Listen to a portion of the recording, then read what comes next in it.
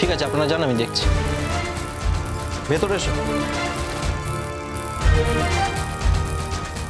বসো।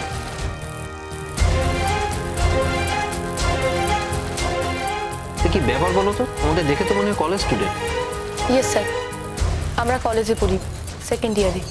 কোন college? Calcutta education society. তো কি ব্যাপার বলো। ডক্টর অদিতি রায়চৌধুরীর যে মিসিং কেসটা আছে সেটা ফলো আপ করতে এসেছি। হ্যাঁ, সে ঠিক আছে, কিন্তু তুমি কে? তোমার সাথে অদিতি রায়চৌধুরীর সম্পর্কই বা কি? হ্যাঁ, তার নামে তার হাজবেন্ড এখানে একটা মিসিং ডায়েরি করে গেছে ঠিকই, কিন্তু সেসব খবর তো তার পরিবারের লোকজন নেবে।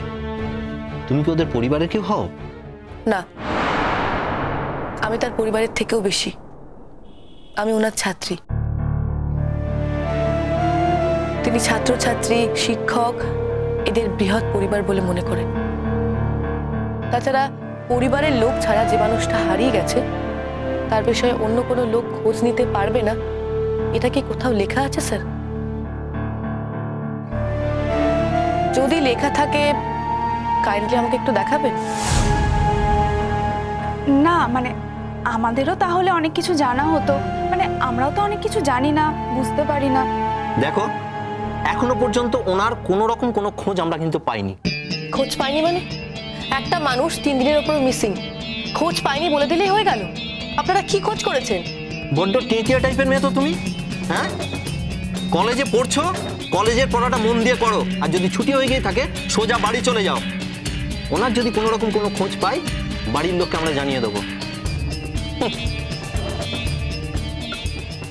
ভদ্রভাবে কথা বলুন।